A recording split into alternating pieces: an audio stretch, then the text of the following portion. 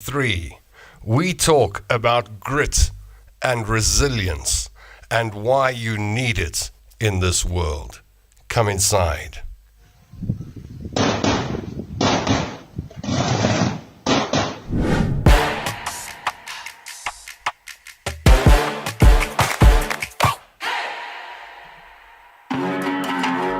Hola, hola. Welcome to the show.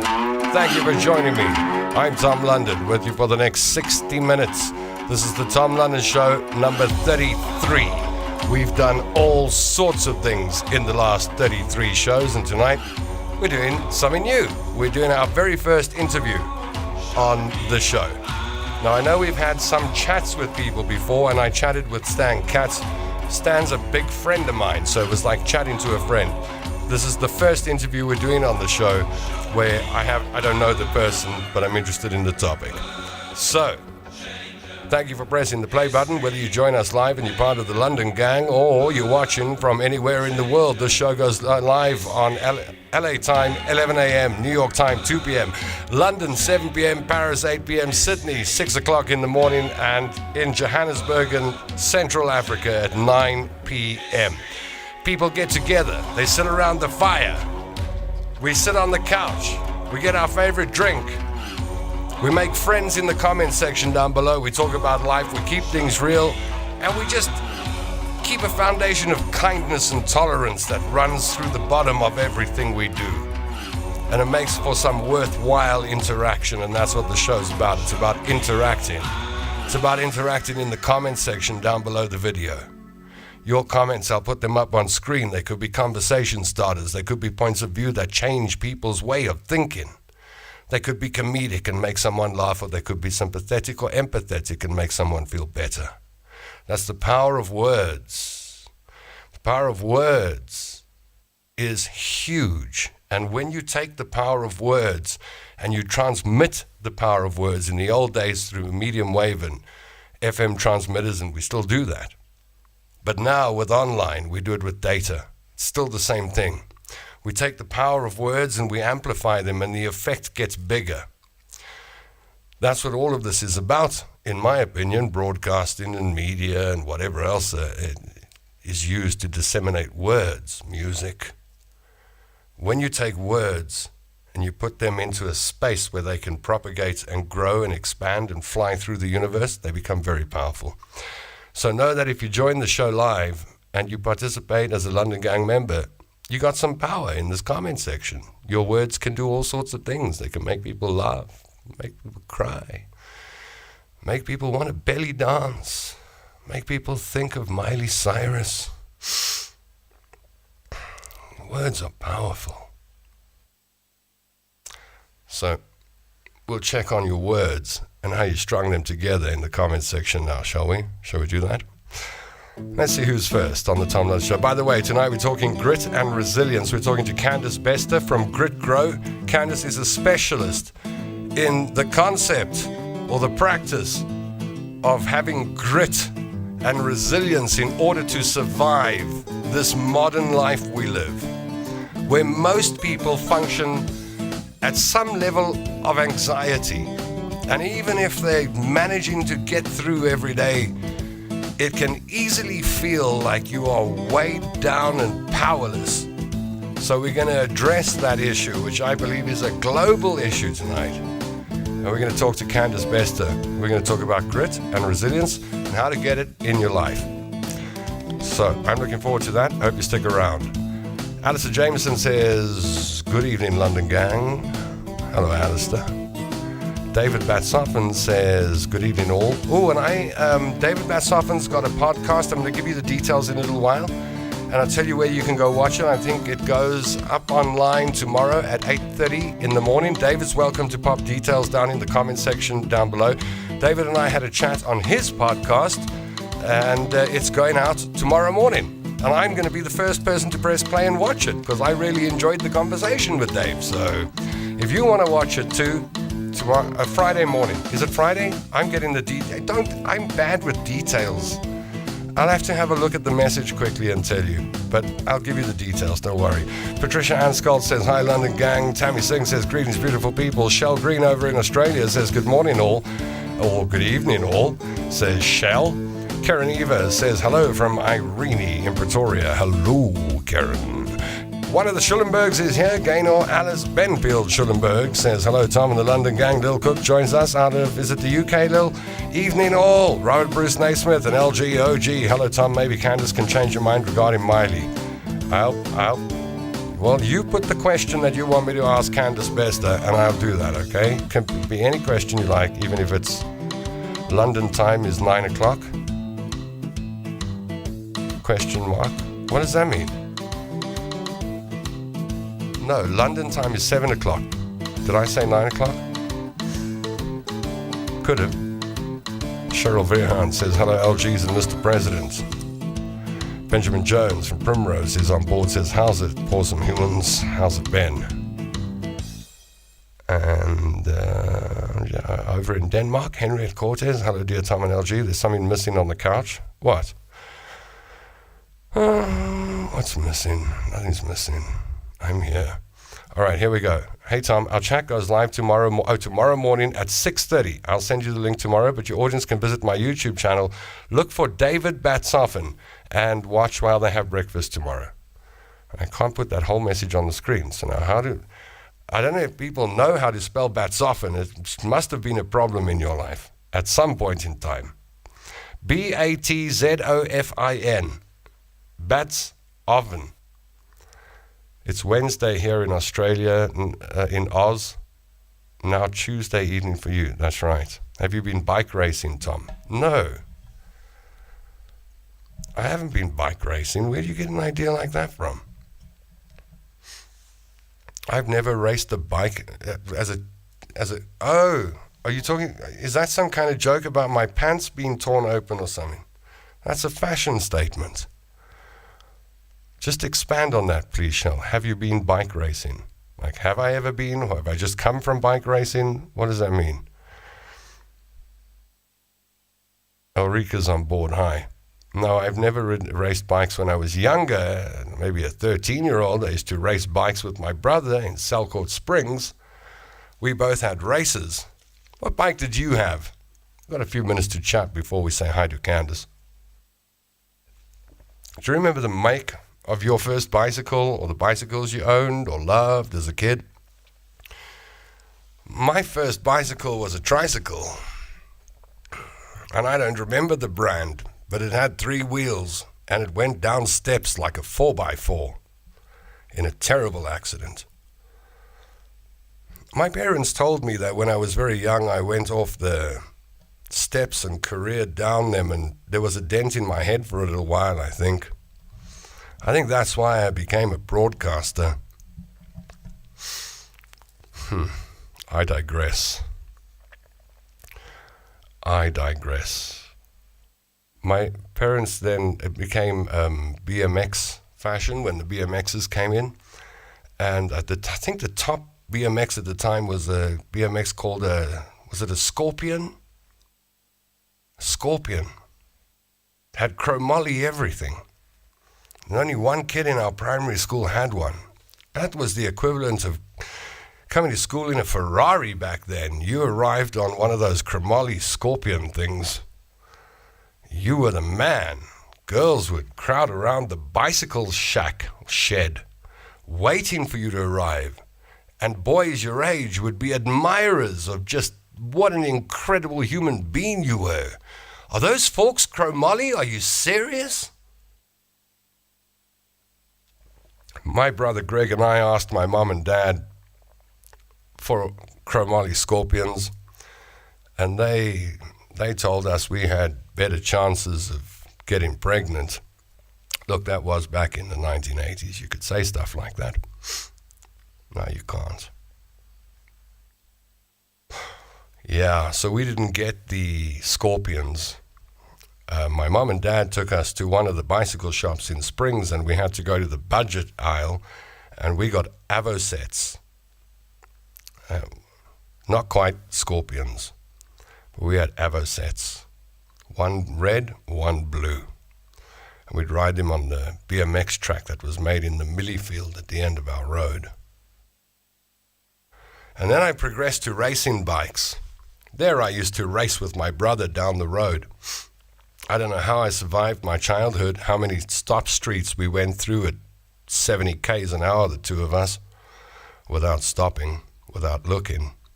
I do not know how my generation of children, we were free-range children. I think the generations before us were quite controlled.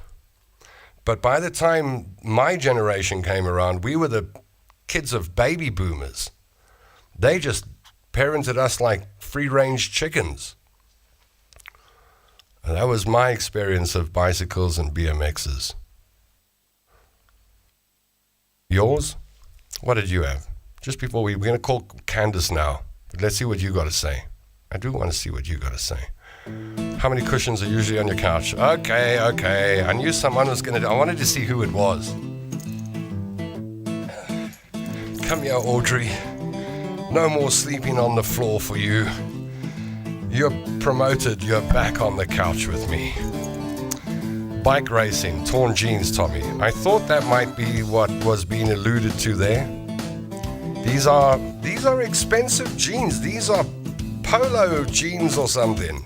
They cost thousands and thousands of rands. This cut over here, this cut is probably worth about $500, just that hole over there. Craig Blicknote says, good evening all, Liesel Schulenberg. The other Schulenberg is on board. Boo, I thought you had your shorts on, then the screen got a bit bigger and saw jeans. Okay, haha, I had a red BMX, says Ulrika. Yeah, I had a BMX, says Liesel. Is that it? BMX Mongoose? I'm sure that was talk. That's it was the Mongoose, not the Scorpion. Mongoose, and actually the Scorpions were the bikes that my brother and I got. Okay, that's right. Yeah, the Mongoose with chromoly, everything. You're right, Robert. I had a Scorpion, a gold one with the red trim. Yeah, that's the one I had. We had the same bicycle, dude. I wonder if Miley ever rode a bicycle. Robert, this could be one of the questions we ask Miley Cyrus when she does the interview with us. I could say, while you were being such a star, did your folks buy you a bicycle, and can you ride a bicycle, Miley? That's a great question. We'll throw it into the mix. Ben says the schoolmate had one of those BMX bikes, looks like a motocross bike, suspension, tank, the whole 9 yards, heavy and horrible. I had a few of Hutch and GT, also a Mongoose. You see, you had the good one with the plastic wheels. Oh man! Worth big cash today. Regret giving them away in the mid-80s. Very collectible now. Same thing with SL1200 turntables. Craig says, my mate had a Hutch. He was sponsored by them. 300 Rand a month in 1983. He could have bought the whole school. That's more than the principal was making. Everyone's going on about Audrey Hepburn having breakfast at Tiffany's or blushed. And what was blushing? I wasn't even paying attention to those comments as I was swiping through them. I was like, I'm not going to go down that rabbit hole. If we go down to I know you want me to go down that rabbit hole, and not tonight. Tonight we're getting serious. Craig Blich notes, I suspect Miley prefers riding wrecking balls. Miley has not met wrecking balls yet. All right, hold on. You see, you almost got me going down. I'm not going down. That's the problem with this interactive story of the show. Normally, people just do podcasts and they talk into the camera and you like the shtick or you don't. But here you get to guide and prod and coerce and corrupt me. And I have to figure out how far you get to corrupt me. I want to talk about serious stuff because I've waited quite a while for this interview. We are going to be chatting with Candace Bester. She has a company called Grit Grow. And she talks about resilience and grit, and she teaches people how to get resilient or become resilient and how to develop a sense of grit. And if you are, and I am not immune to feeling down or feeling, oh man, this is all too much. I can feel like that in a heartbeat. And I think that's where in my life at least, my grit or my resilience that I'm able to, when things are really bad, because I'm lazy, things have to get really bad for me in life before I go, oh, okay, I better do something now. That's where my grit and my resilience kicks in, and I think that saved me many times. And maybe as you watch or listen to this program, you can think back on your own life where you have had to call on grit or resilience, or where you've had it in the past but don't feel it right now.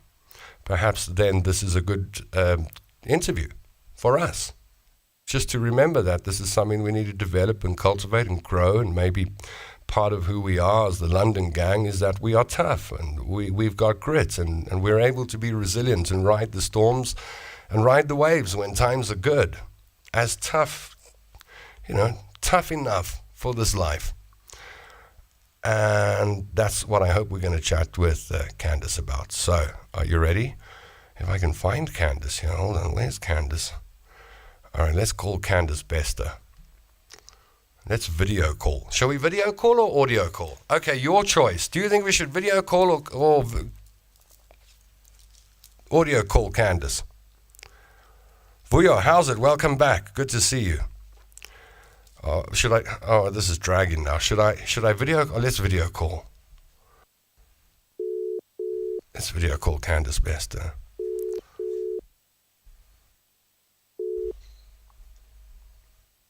Tom. All right, Candace is on board, and I've got to figure out, because the little piece of technology I use to throw this on screen is playing tricks with me. So give me 1 second, Candace, while I figure out how to get you back on my little switching unit.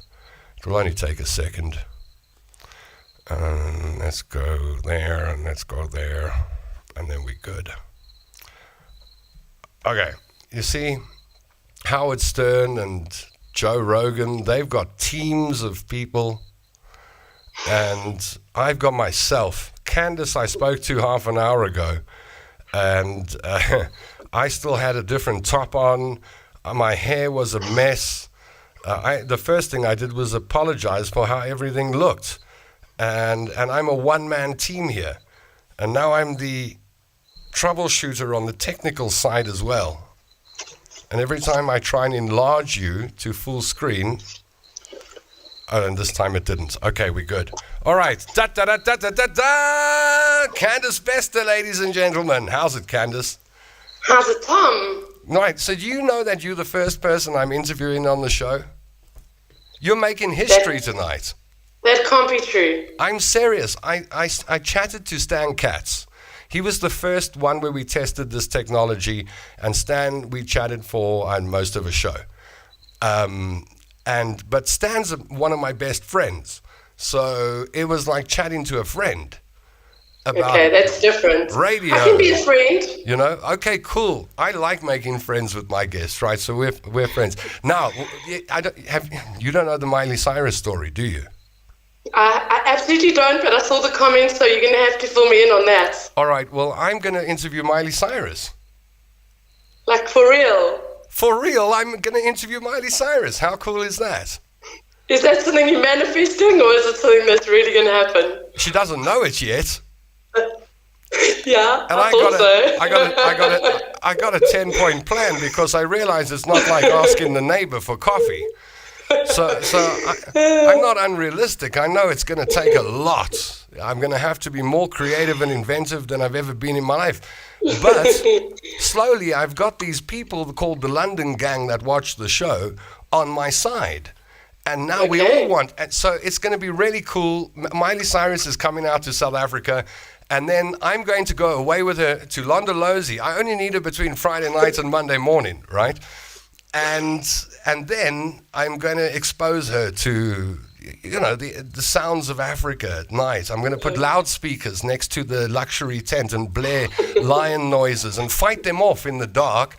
And I'm gonna cook on a fire. And then I'm gonna chill her out, and then I'm gonna interview her.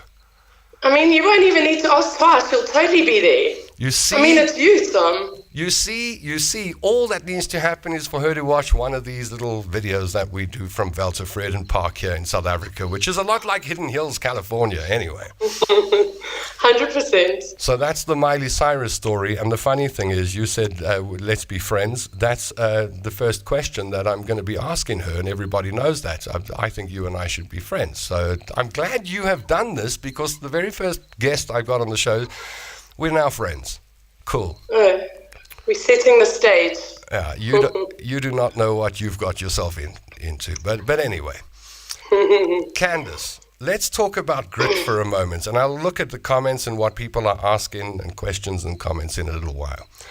I love the word grit and I love the word resilience personally because, grit, I read a book called Grit some years back by a psychologist called Angela Duxworthy, who I believe is not that nice in person, but anyway, that's just a rumor. But her book was fascinating, which pointed out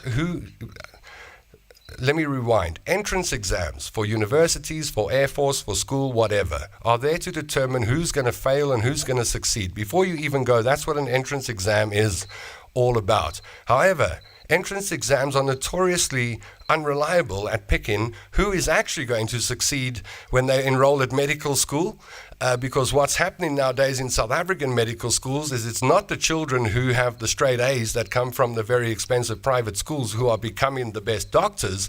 It's the kid from Soshanguve or the young kid from the poorer neighborhood in Springs who's had to use every bit of grit and resilience to get to where they are, who become great and excel. So I love the word grit and I love the word resilience because one of the comments that was, or compliments that I appreciated in my life came from the guy who built Vodacom. And he one day, the last time I saw him, in fact, he said to me, I was about to go do new things. And he said to me, just remember that your number one strength is resilience. And I was disappointed and happy at the same time because I was hoping he would get to say it's your brilliance or your genius or your great mind, but he said it was resilience. And so I've always held on to that word. That's how I see grit and resilience. How do you see grit and resilience? Well, it really is the buzzword, isn't it? Like everybody's speaking about it. It seems to be in the schools now, and it seems to be the buzzword. And I think many people have different interpretations for it, but for me, my explanation of resilience is really about when the chips are down and when things are really hard, how do you handle those situations? Do you fall into a heap and disappear from the world, or do you look at it as an opportunity to grow and get back up and back up and back up? And sometimes you can be knocked down several times within a week. So resilience is really about not wanting things to be easy, not expecting them to be easy, in actual fact expecting them to be real, and handling life as it throws its curveballs at you in the best way that you possibly can. You see, when I was 20 years old, I used to think that when it would be in my 30s, things would be so much easier and better. And then when I was in my 30s, I thought, no, well, it's okay. It will happen in my 40s. And now I'm in my 50s. I'm thinking it will kick in at about 152. So I've prepared myself, and maybe as we get older, we get knocked down enough times in life to realize that it's not a tea party all the way through. And I agree with you that it's about how you get up. But let me start with this question. Intellectually, I can understand the concept. Develop some sense of resilience, and you do that by getting up. By understanding that life isn't a bed of roses and you'll sail your ship through every storm and calm water. Agreed. Now let me take you, I would like to say people out there, but I've experienced this, and there are moments where it does happen to me. I've got my own way of dealing with it, but I want to know your answer. When I wake up in the morning, I could be watching this program and I know this feeling, right? Tom London, you felt like that too? Yeah, every Tuesday and Wednesday. Wake up in the morning with a lot of problems ahead of you. A lot of drama, perhaps, in your life. Maybe a little bit of money. maybe a lot of pain. And the first thing that hits you is not that feeling, let me be resilient. The first thing that hits you is, I don't want this. I don't want all the bad. I just want all the good. How do you get out of bed and change that, not even thought, that dread that fills your body, this thing we call anxiety? What's the seed? Where does it start? Sure, that's something I can relate to. Like, you cannot believe that feeling of waking up and going, I don't want to do this day. It's just too much. It's just too much. So it's about rewiring. It's about rewiring our brains and putting something in place where we really can't let our minds kick in, because our minds are going to convince us of the absolute worst case scenario, even when it's not necessarily going to be like that. So Mel Robbins has a fantastic, I don't know if you know Mel Robbins, if you follow her. Not personally, but I'd happily become Mel Robbins' friend too. Oh, when you become Mel Robbins' friend, please just invite me to that party. She is fantastic.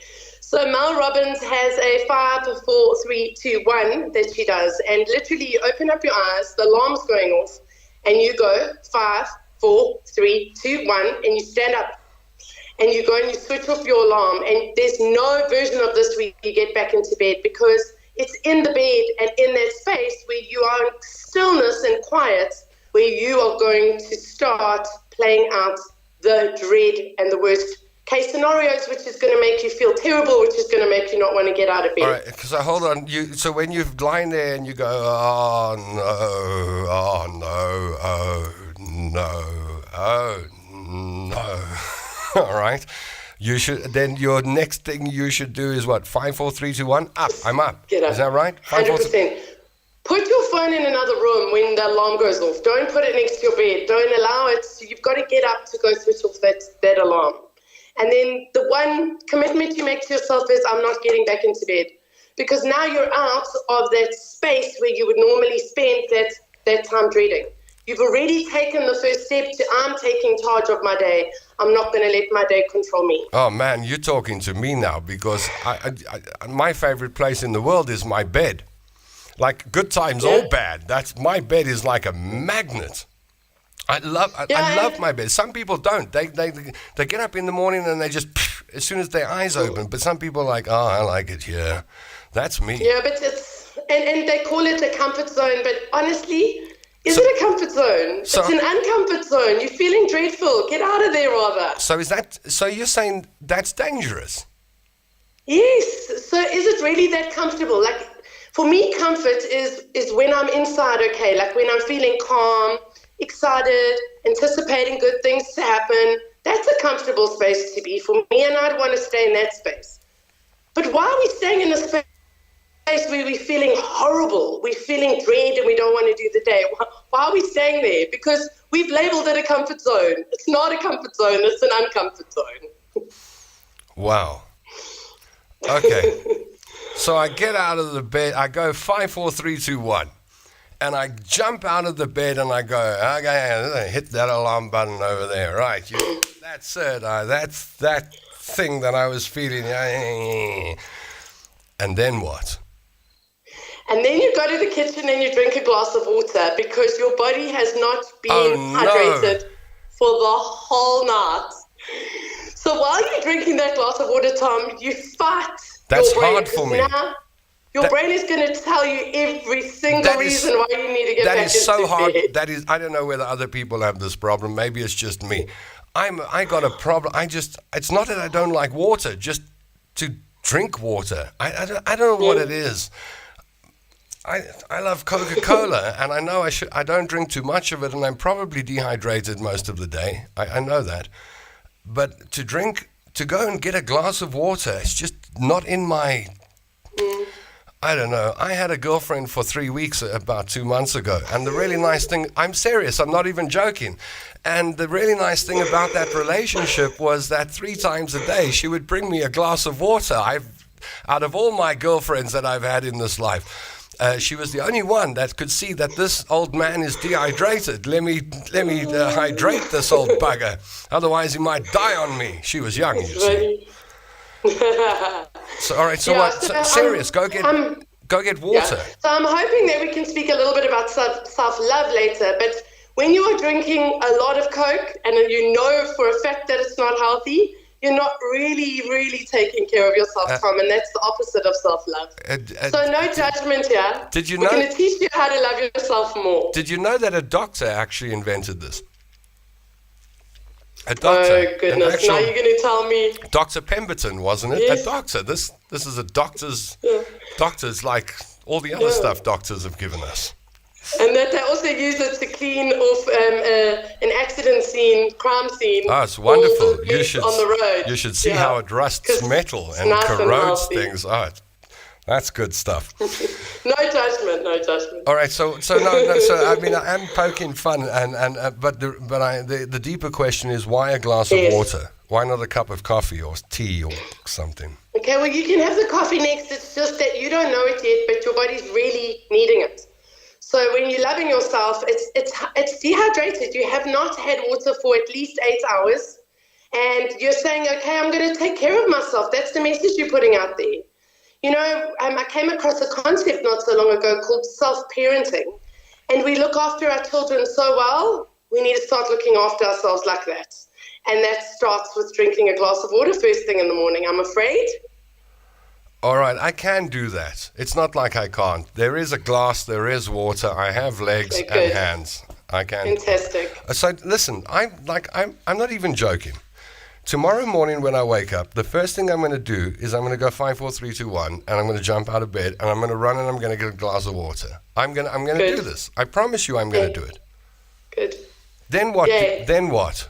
Okay, then you literally kick into gratitude. So I could spend 3 hours speaking about this, but we don't have 3 hours. The antidote to stress is gratitude. So for the next 10 minutes, all I do is say thank you, and it will be, so I'll walk to the toilet and say thank you for flushing toilets, and thank you for soap to wash my hands, and thank you for electricity, even though it's not continuously there, but thank you for the electricity right now to put the kettle on, and thank you for the delicious cup of coffee. You see, in that time, gratitude is an energy. You're putting out a positive energy, and it's the difference between going through your dreadful day. So now you're rewiring your brain, and you're saying, I'm not going to start the day dreading it with all the negative thoughts that I've been programmed to think about every single day for the last 52 years of my life. You're going, I'm going to start my day in a positive space, but you actually have to do that. And if you speak to anybody who is anybody, your Oprah Winfrey's, your Tony Robbins, your gurus, they will all tell you that a practice of morning gratitude is how they changed their life.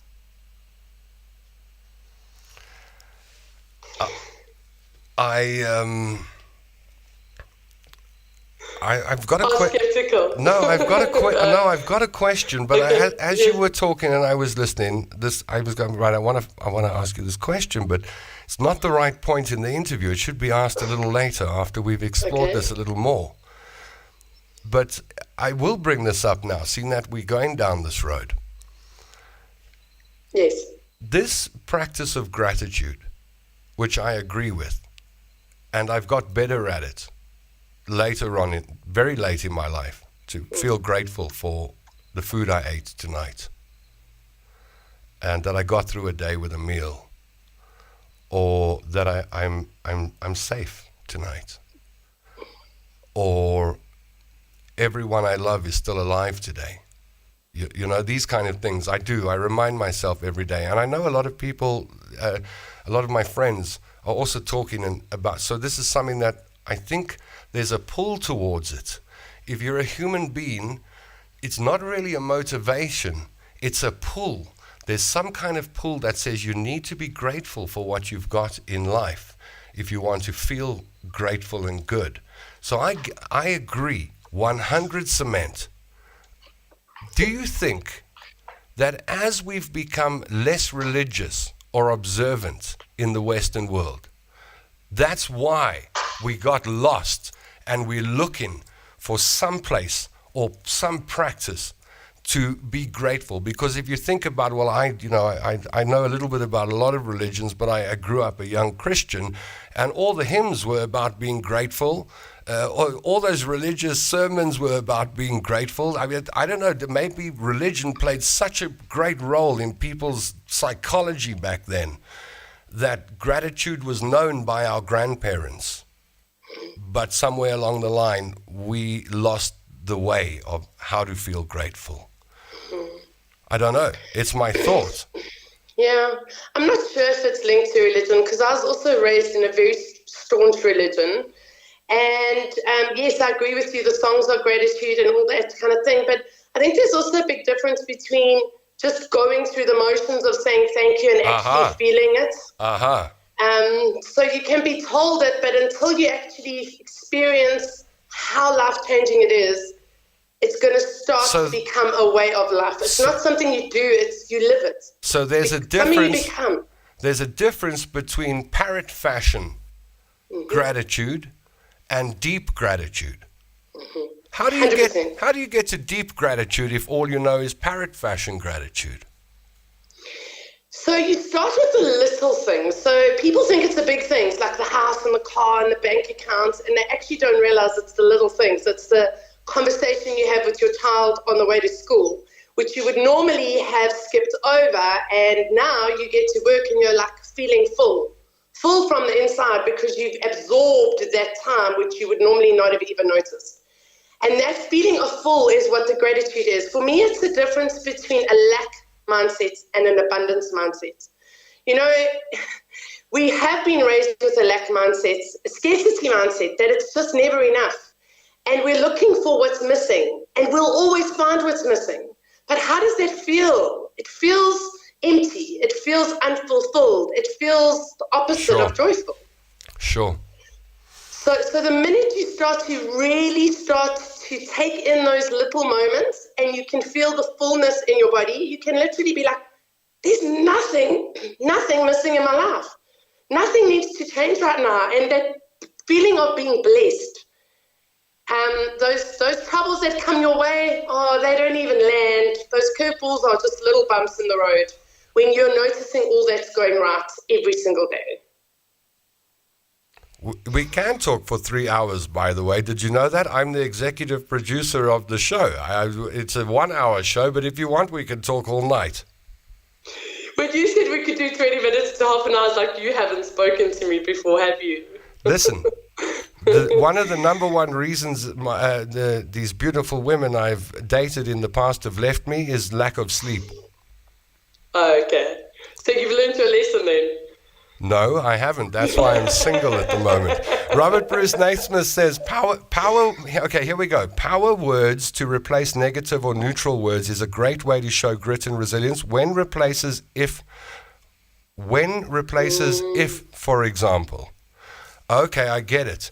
I started using that because for my sins, and as something I do, I manage a band. Now, being involved in the music business, you need tranquilizers for breakfast, let alone a glass of water. But the way I keep myself motivated in that tough business, it is a tough business, is I go, next year we're going to fill Grand West Arena. And when we go play at Grand West Arena, and when we do this, and when we do, I do the same with the Miley Cyrus interview. I say when Miley Cyrus comes. Yes. I think that's what Robert is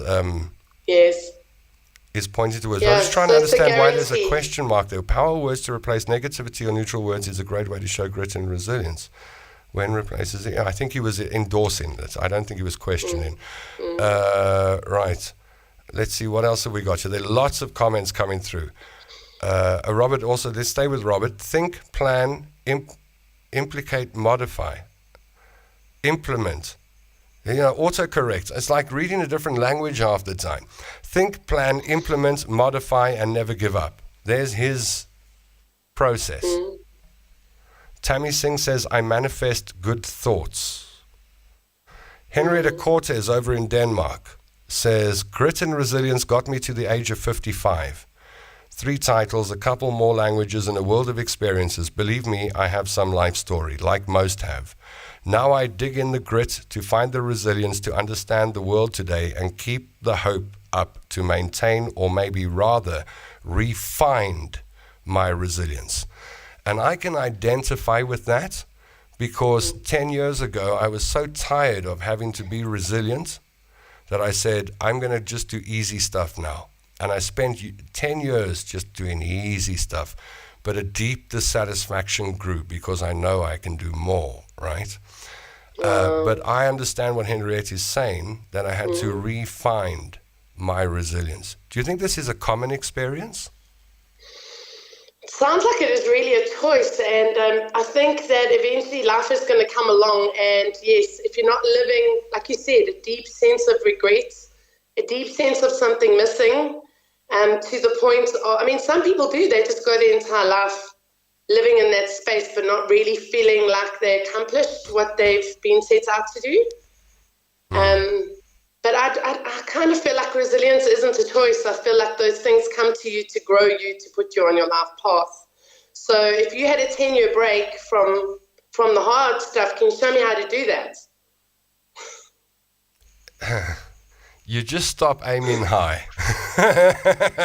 You lower your expectations close to zero, and then you can do it. But the problem sounds about right. That's the biggest problem you see? have. Thank you. That's exactly where I've been going wrong all this time. You haven't been watching the show. We've had shows on my storage unit relationship, because when you do that, you take all your valuables and you put them in a storage unit. You go minimalist. I've done it. Yeah. And you walk around that makes sense. You walk around feeling quite cool that you don't have to have a lot. Never mind the storage unit. But you know, after about a decade, in my case, I always, you know that book, The Monk Who Sold His Ferrari? Yes. I want to write a book that says the idiot that sold his Ferrari and then had to get resilient again to buy another Ferrari. That would be my book. I think more people would read that because they'd relate more. Perhaps so. Perhaps so. All right, carry on with the comments, because there are a lot coming through and maybe you can bounce off them. Meditation, says Tammy Singh. Life-changing. Is it? That's the only space for me where I can keep that voice in my head, that hamster wheel that never stops. It never stops, it never shuts up. So meditation is just making a space where you quieten your mind. It's very hard for me to do. In actual fact, I've discovered breath work. I don't know if you've spoken about that or if you yourself have done breath work. Oh wow, don't get me started on breath work. I discovered breath work about 4 years ago when I was researching and fascinated with the word happiness and all the studies around happiness. And breath work came up in a lot of this stuff. And so we used to do a little thing in the morning, me and my friends on Facebook, where we did 4 squared breathing every morning. And I've been to breathwork sessions by Dr. Priyal Modi, laying on the grass and done the different breathing techniques, and it's fascinating stuff. And I'm more conscious now of if I'm getting anxious of my breathing than before, and I'm able to slow my breathing down thanks to breathwork. So you agree with meditation? So meditation for me is the next level. I mean, breathwork is the next level from meditation, because you're so focused on your breath that you quieten your mind. And to me, it's a form of meditation. But yes, absolutely.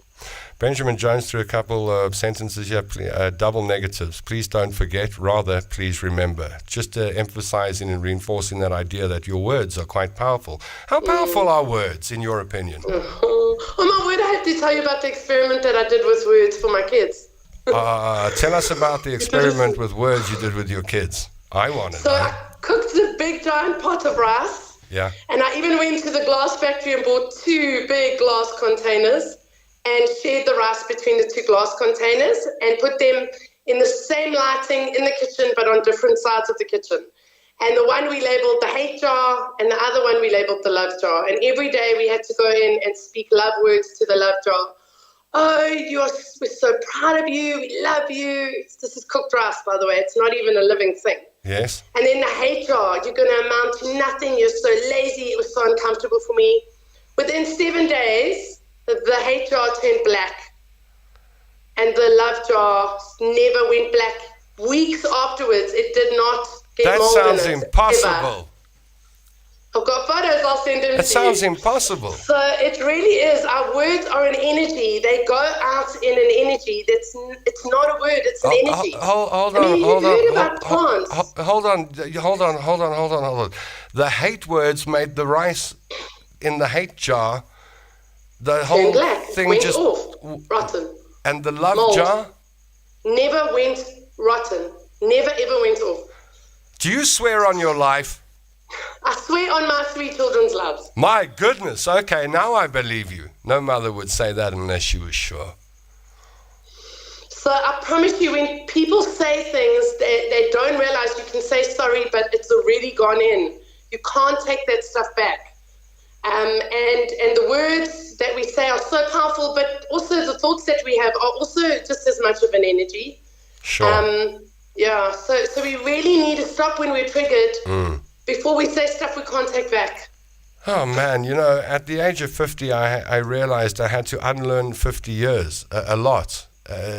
Unwind and unlearn a lot of the 50 to have a better, however many are left, you know. I think we all kind of get there at some point in time. If you're lucky, it's when you're younger. Right. I have a gratitude journal, says Tammy. Shell says, Fantastic. Shell over in Australia says, I have a gratitude diary I write in every day. It's brilliant. Tammy Singh says, remember Peter Pan when they said to fly, they wanted to fly, he said, have happy thoughts. I didn't know Got that. goosebumps. Yeah. Did you know that? Yes, I did. Oh, you did? And as you said that, I got goosebumps. Oh, really? Has an interview ever given you goosebumps before? Many, many, many times. But not about Peter Pan. You see? I work in unconventional ways. Henrietta Cortez says, I have to share what my daughter and my grandson do when they wake up. They literally hop out of bed, hug each other tight and say, today is going to be a fantastic day, good morning. Isn't that cool? Oh, love it. Love it. Henrietta Cortez lives in Denmark. She used to ride the bus with my grandmother in Springs years back. How these stories. And I know the Danes are quite progressive when it comes to kids and teaching kids stuff like this. Isn't that nice? Hug each other tight and say, today's going to be a fantastic... If only we did that in relationships. Hey, Candace? Yeah. If only you woke up in the morning and you got up and your partner and yourself embraced and you said, today is going to be a great day. Isn't this fantastic? I'm sure that your relationship would have lasted more than 3 weeks if you were doing that, Tom. It would have gone 4 weeks at least. Some days are diamonds, some days are stones. That's an unusually short relationship for me, just by the way. Most of my relationships are very long. I'm pulling your leg. You're welcome to. I got about 200 people that do this on a weekly basis to me. Good. Some days are diamonds, some days are stones. Barry Bowditch, I'm late, so please tell me who this lovely lady is. Okay, Candace Bester from a company called Grit Grow. We're talking about grit and resilience. Barry knows all about grit and resilience, by the way, because Barry is one of the few people we've got that watches the show who was actually really badly affected in a bomb blast. So I think that's, if nothing else, is going to help you get some grit and resilience in your life. Right. Vuyo says, I get uncomfortable when everything is okay. Wow, that's interesting.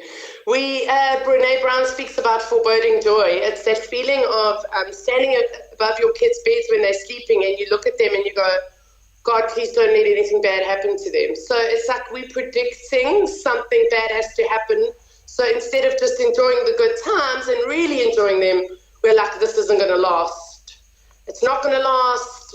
And with an up comes a down, so that's exactly, I think, what she's talking about, and I so can relate to that. Well, the next thing that Buyo says is, I love being uncomfortable because it gives me drive. I don't know about the love part, but I think there's so much good in it that it feels horrible. I call it gifts disguised in poop. It feels horrible, but yeah, there's a lot of benefit in it, I think what she's saying. Got it. Alistair Jameson says, I've started drinking half a glass of fresh squeezed lemon juice first thing in the morning. Yeah, you need your head read, Alistair. Who wants to drink half a glass of fresh lemon juice? Half a glass of lemon juice. Oh, well, I suppose it's good for you. Cheryl said, when I'm comfortable, I always expect the bad to arrive. So that's another comment, the same kind of feeling. Let's see what else we got here. Shell says, I know the feeling so well about crashing into a heap all too well with blind sides, but I've had to grit my teeth and just walk through the day. It feels like a bog. I have to get up because of Molly. You need something to look after to get up, and even when you have sat on the side of the bed, you have one baby steps. Okay, so that's referring to something to take care of. A plant, a dog, another human being. Parrots in my case, and a Venus flytrap. Gives your life meaning, doesn't it? It gives you a purpose. A reason why you have to put on your big girl panties and keep going. Is that after I count down from 5, or is that after the glass of water? That's through the hard times, Tom. All so right, if the cool. hard time is before you count to 5, then yes. All right, cool. Okay, then a lot of comments about about gratitude. What else have we got? People are saying that I don't know if I realize or we realize what we're doing when we do stuff like this, the power behind these conversations. Do you think conversation is important, talking to each other about all of this? Oh, it's so important. Because then it's out there and you don't feel like a freak for even thinking about these things, and you realize actually I'm quite normal. We humans, we need people. We're all connected, absolutely. How do you know this works? Now, I know you do it, this is your profession, this is your passion and your profession. And you go along and you deal with individuals, you do with small workshop type environments with people, and you deal with large rooms with many, many people. This is what you do.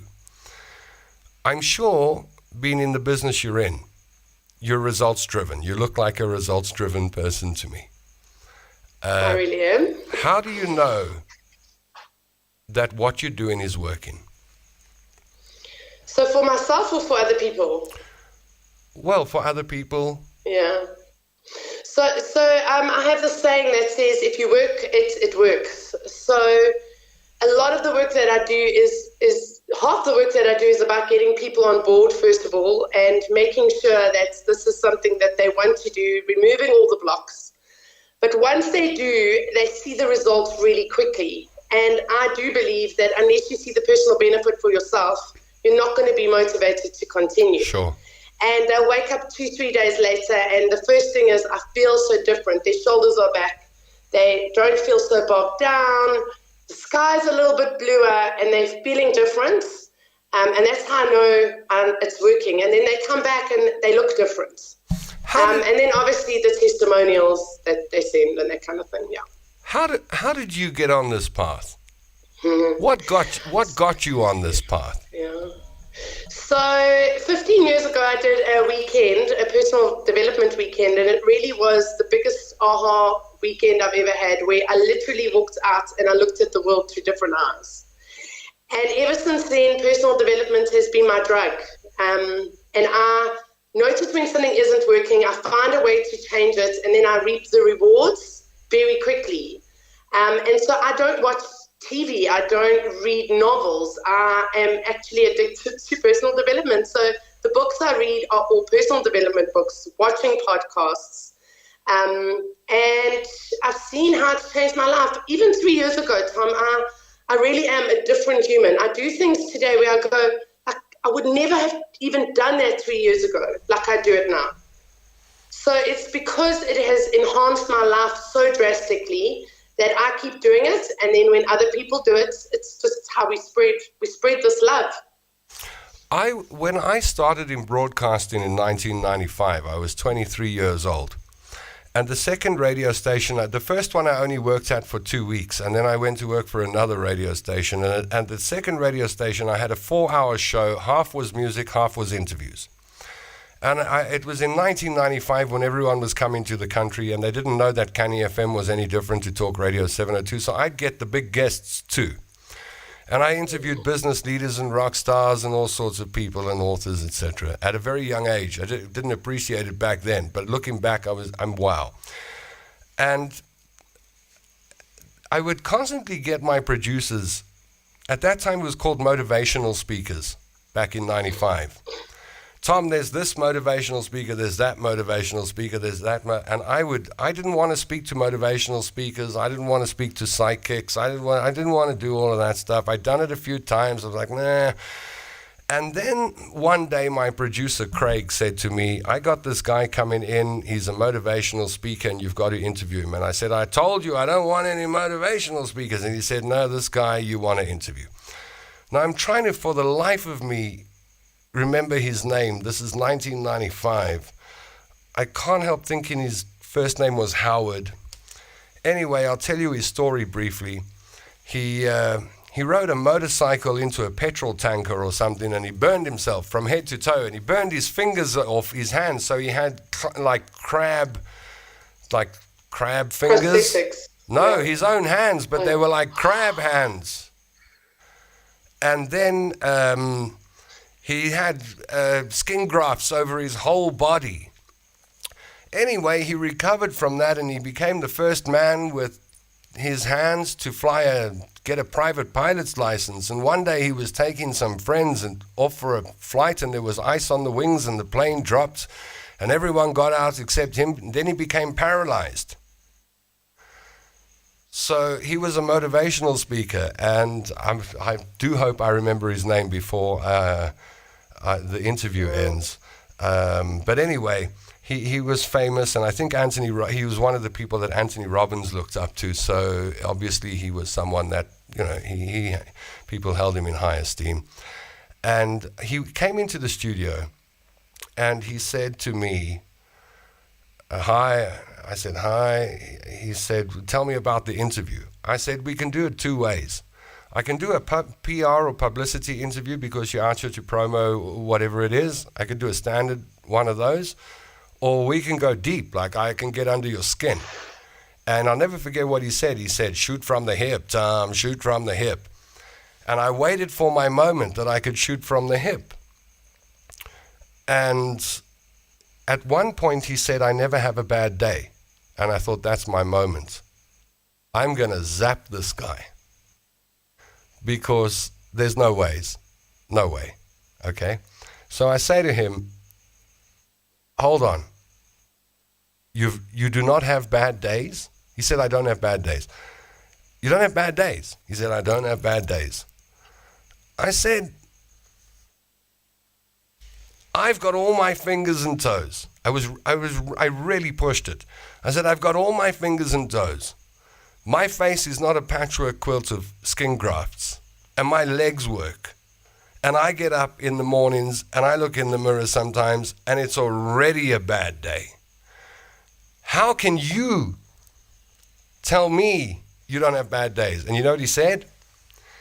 He said, sometimes I have a bad hour. Sometimes I have a bad 2 hours. Heck, every now and then a bad 6. Sometimes, on the odd occasion, a bad 18 hours. And very, very few and far between, I have a bad 23. And then I have a good one.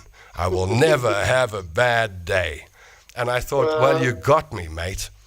And the reason I'm bringing the story up is it goes back to what essentially I think you're talking about, is rewiring the way you use words in your thoughts and your speech and your relationships, etc., to produce a happier and better outcome. Is that it at the end of the day? At the end of the day, it's about doing something about it and not waiting for your life to magically change. And you actually doing something about it. Absolutely. What about grief? Sure. So, what about it? So much about it. Well, if it is the case that there are phases of grief, and you have to go through all the phases of grief to get through the other side relatively unscathed, how do you not let the natural heaviness of grief pull you under? How do you maintain resilience? Is it still 5, 4, 3, 2, 1? It's cry, cry, cry, heave, cry more, and literally don't stop until it feels lighter. So the grieving process is something completely different, but it is something you have to go through. That's why they say the stages of grief. I think the problem with resilience, the only problem I can think is that I used to need to fix the problem very quickly. So, okay, now I'm in a bad space. What can I do? I needed gratitude. I need to change my thoughts. I need to do positive affirmations. And the part that I was skipping is there's so much that's done in the space of really feeling those horrible feelings. And there's so much healing that happens in that space. So it's okay to not be okay is my motto. Just don't stay there. But you absolutely have to allow yourself to feel those horrible feelings. Otherwise, you're just patching it up, and it's going to come bursting out at some other time. It will not go away. Let's segue into self-love. You mentioned it earlier on, and I don't want to finish without talking about it. I've watched memes and people say you need to start by loving yourself for many, many years now. And it never quite hit home. It never quite, I was like, I don't quite get that. And then I guess the last couple of years, my own definition of self-love is changing things about me or ways I behave that allow me to be abused by people or hurt by people or let down. I can't keep blaming everyone else. I got to start looking at the things that I do, and those actions are starting to feel like self-love for me. What is self-love for you? So it's a big umbrella with loads and loads underneath it, and if I had to sum it up in a few words, I think self-acceptance would be at the very, very top. We have not been taught unconditional love, like really unconditional love. I mess up, I forgive myself, I learn the lesson, I show myself compassion through that space. It's about speaking to yourself kindly. It's about self-discipline, so you keep the promises to yourself, and the more promises you keep to yourself, the better you feel about yourself. It's about having a good self-esteem, in other words, when you feel good about yourself, and about accepting yourself exactly as you are and not wanting any part of you to be different. It's about validating yourself. See, we look for that from other people, and then when we don't get it, we feel even worse. We feel depleted. So it's about acknowledging yourself, validating yourself, setting goals and actually reaching them. There's so much, Tom, but it really is a completely different life. When your love tank is full and you're spending time loving yourself frequently, the challenges that come your way, they definitely just little bumps in the road. They're not this whole big thing. It's so much easier to face the difficult things when you're loving yourself. In actual fact, that's a perfect gauge for me to know where I'm at in my self-love, is when everything's feeling hard and I'm irritated and the phone call irritates me and I'm like, whoa, like where am I on the self-love? And I'm like, whoa, I've neglected myself for 2 or 3 days. And then it's about getting back into that space and then everything shifts again.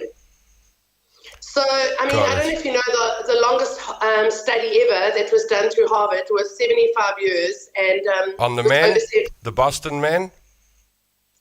On what makes people happy. The Boston men. They took blue collar workers from Boston and they took Harvard and, That's correct. That's correct. And what was the one thing they said makes people happy when you are in a happy environment? Thriving relationships. Yeah, so, it's relationships and built on kindness. Yeah. Yeah. So think about it. If you have even one strained relationship in your life, it affects everything. So whether it's with the boss, a child, a colleague, an intimate relationship, a friend, if it's strained, it affects everything. It's all consuming. So so you've got to work on your relationship with yourself first and foremost. And when you've got that right, the other relationships, well, those are easy. Be the right relationships. Really, yeah, that study pointed out that the men who lived the longest and were the healthiest had the best relationships with people, not just family and friends, but also inside the community and the people they walked past in the street every day. It was quite a fascinating study. All right, so relationships are important, but the one you have to start with is yourself, so that your future relationships are going to be the right, healthy relationships and not the dysfunctional ones that you may have chosen in the past. Literally, Tom, if I tell you everything around me, everybody, it was colleagues, it was people I knew, close relatives, everybody, my relationships were terrible. They were toxic. And the only thing I did different was learn how to love myself, and now everybody loves me, treats me differently. The same people.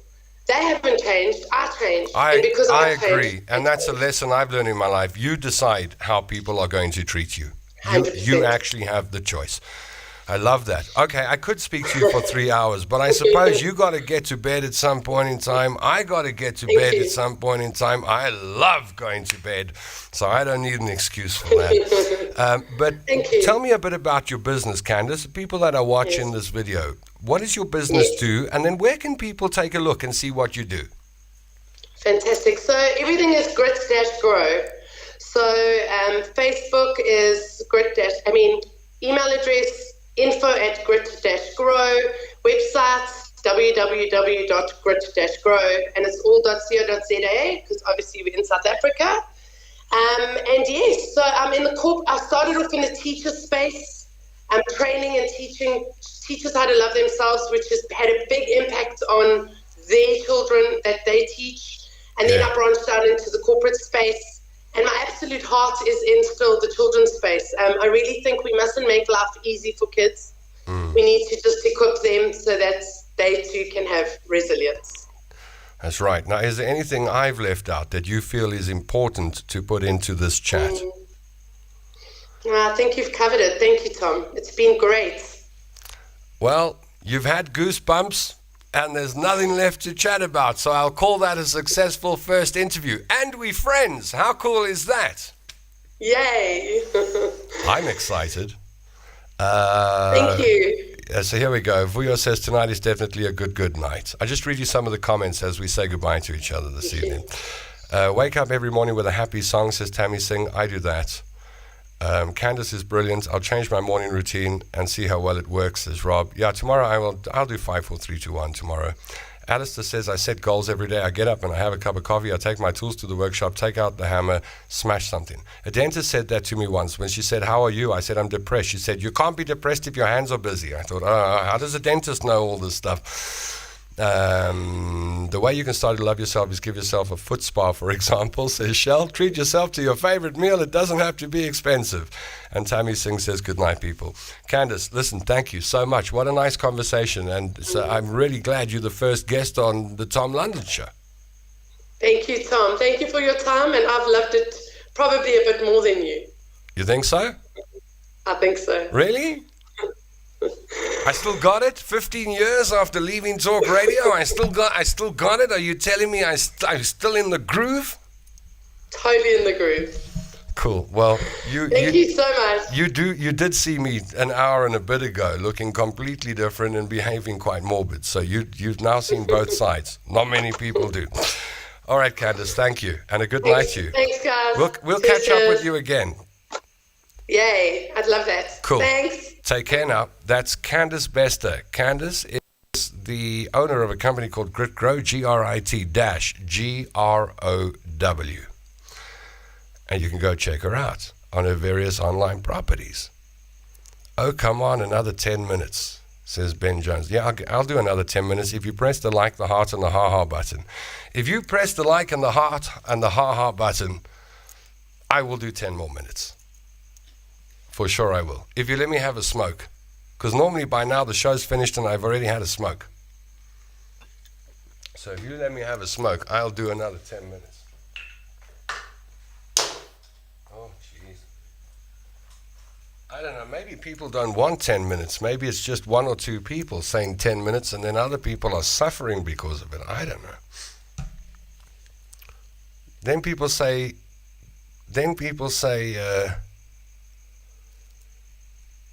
they good night to each other. So I don't know whether you want 10 minutes or just to go to sleep. First interview, how about Brendan on your first or second show? You're right, Robert. You're right. But Brendan's also a friend of mine, you see. This is the problem. I've known Brendan since I got a ride with him and his mom from the restaurant in Cape Town back to the hotel. He was a little oak. Like, I've known Brendan since I think he was in school. So, like, when I interview my friends like that, I don't think of them as interviews. I think of them as chats. But technically, you're right. You guys are terrible. Hit that guai, Tom. 10 more minutes. What are we going to do for 10 minutes?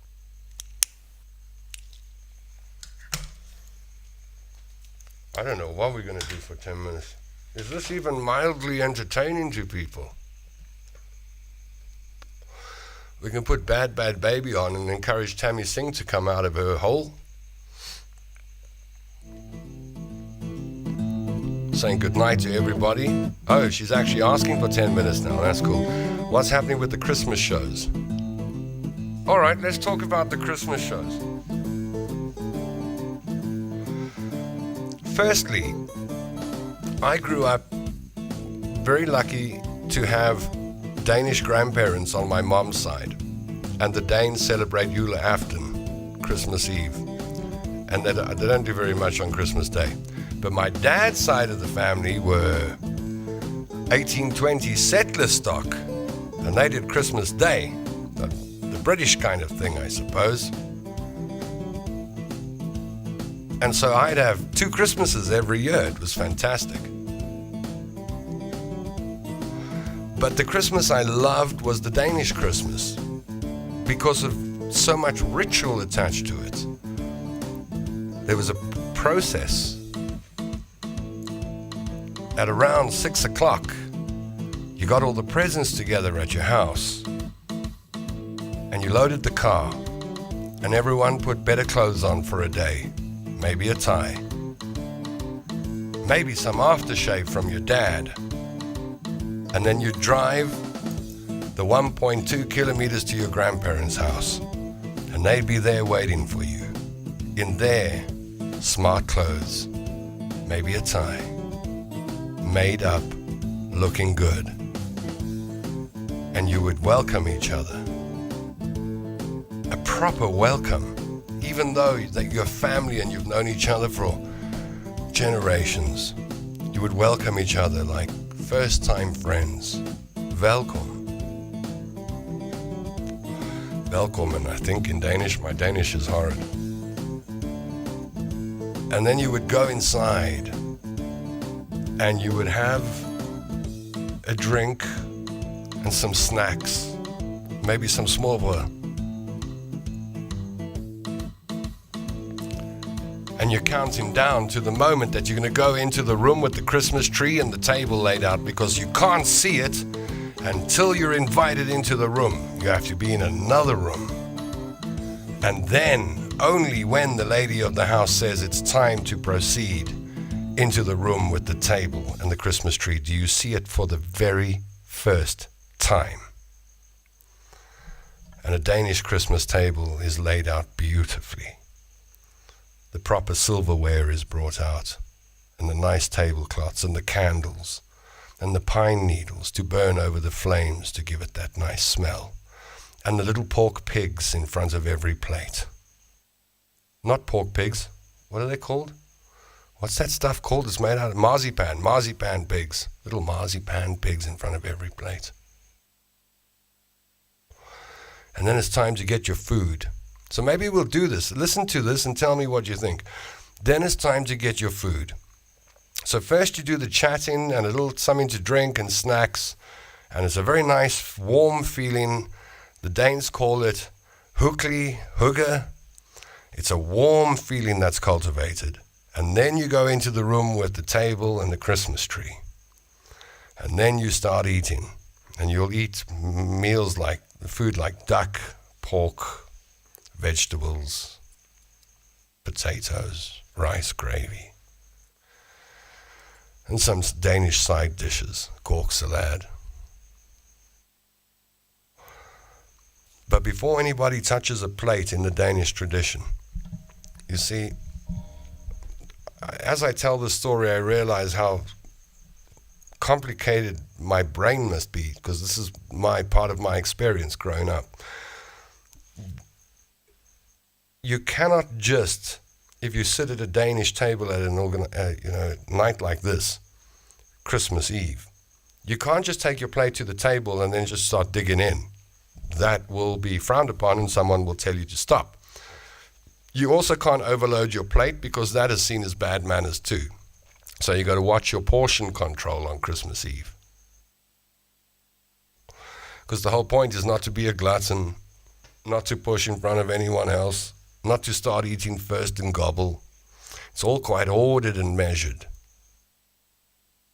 The first bite happens when the lady of the house, the person who prepared the meal, has their first bite.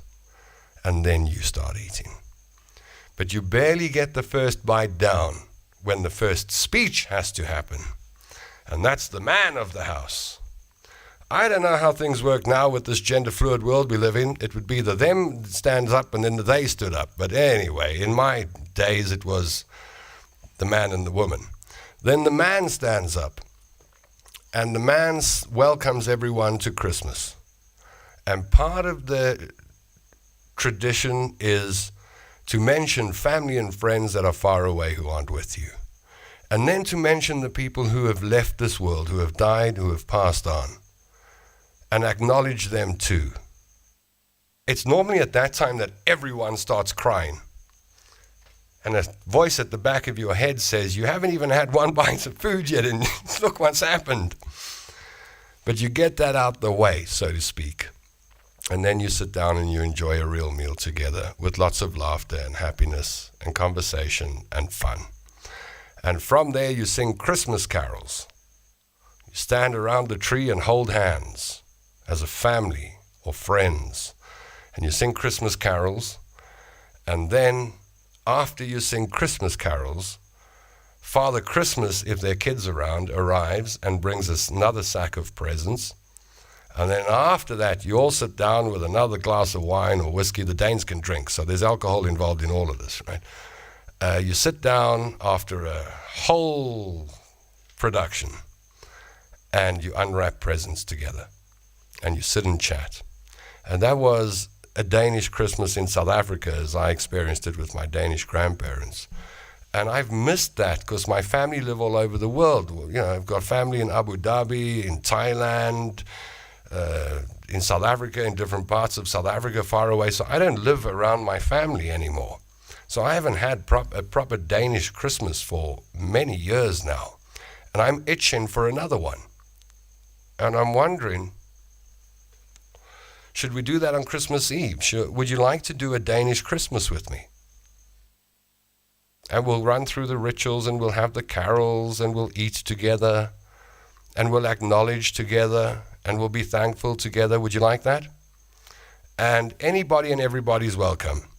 For many years, my best friend was a Jewish guy, and so there were more Jewish people at my Christmas table most years than Christians, which I always thought was wonderful.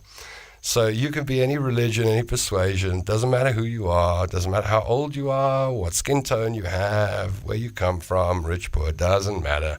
You can come and sit down at the kitchen table. Oh, no, it's not the kitchen, we'll use the dining room table for that. Come and have Christmas dinner. So I'm thinking, all right, if you want to do that, we can do that. Or if you don't want to do that, we'll find another thing to do for Christmas night.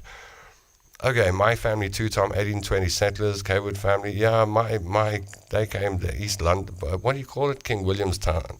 King Williamstown, is that it?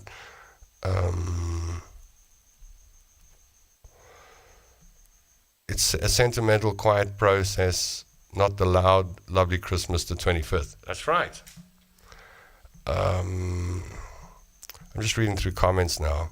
70s and 80s Christmas was the best, as Benjamin, wholesome and pure, no fussy electronics and digital noise. What a great time to be alive. Things were simple bliss. Let's see if we can do it. You know what would be nice is a chat group for the London show after the show so we can keep talking up. Tom's gone. I was thinking about that this last week. I was thinking the show's missing a group, isn't it? Because nobody gets to communicate with each other throughout the day. and only for a brief period at night. And so really what it's missing is a group. So if you'd like me to set up a group, I will set up a group so that you can stay in touch with each other during the day and night. But just give me a name for the group, because I'll have to name it. Do you want me to call it London Gang? Because I could do that. I'll set up a group. What time should we be at your house? You're going to join me virtually. You're going to join me like you do tonight, except we're going to do a different production. We're not going to use the background. We're going to use my dining room table or whatever. I'll get Garth to sing us some Christmas songs. We'll reach out to people all over the world. We'll do all sorts of things if you want to. Now, Tom, how can we do this wonderful thing when everyone's so far apart? Well, thanks to the magic of modern technology, we can. And a friend of mine taught me this, who had a long-distance relationship with a guy in America. And I went, how do you even make a long-distance relationship work? And she said, we eat together. And I went, what do you mean eat together? She says, well, he cooks at the same time. And we eat, or we have a meal together, or we watch a movie together. And we're on WhatsApp video on one device and watching a movie together on the other. Date nights and things. So it's funny, as technology comes along, we can do this. And we can do it with warmth, and we can do it with all the values and the rituals that we've done before. And we can get that same vibe. Of course, it's always better in person. But the world is a big place, and people are spread out, so we can do that. Okay, London Gang says, Tammy Singh. Shell Green says, yes, please, Tom, the London Gang chat would be the name for the chat group. All right, I'll call it the London Gang or London Gang. Maybe the London Gang. Or London Gang. I'll work it out and see if I can do it tomorrow and put the chat group up, all right? Or something like maybe tonight. Let's see. I could be everyone's agony aunt if they like. There we go. Shell Green is ready to dispense. Okay, I think we leave it there, eh? Is that it? We're done for the night? I think we are. Thank you for joining me. I was so excited about doing the first interview. When I say first interview, someone I don't know. So a topic, someone I've never met, and then interview them. And so this was the first one like that. And I am so happy we did it. I hope you enjoyed that. If you want, I'm going to start finding interesting people for us to talk to. And yeah, we'll interview people like Miley Cyrus. Hi, Miley. In case you're watching the show and you thought that's a crackerjack podcast out of South Africa, you're going to be coming to South Africa one of these fine days and spending a weekend at a lovely place called Londolozi. And you're going to do the interview of your life with a guy called Tom London and the London Gang. So I hope that when you go to bed tonight, you're feeling a little lighter, happy about this world we live in. This little blue marble floating around amongst gazillions and gazillions of particles and atoms and universes and galaxies and stars and planets and quantum matter and thoughts and words and love and emotions and fire and water and wind and ether and you and me, and more. We, and more than we. The unknown. This wonderful place we get to live in for a short space of time. I hope you feel good about it as you go to bed tonight, whatever's going on in your life, be it good or bad. I hope that when you go to sleep tonight, if someone you love walks past, they go, oh my God, are they in a coma? I hope your sleep is that restful. I hope that when you touch your stomach, you go, I had something to eat today. Hip, hip, hooray. And it was good. And I hope you got enough money in your pocket to wake up tomorrow and go, right, buy myself a Coca-Cola. Yay! The rest will come. And I hope you join me again tomorrow night at 9 p.m. because until then, I'm going to miss you already.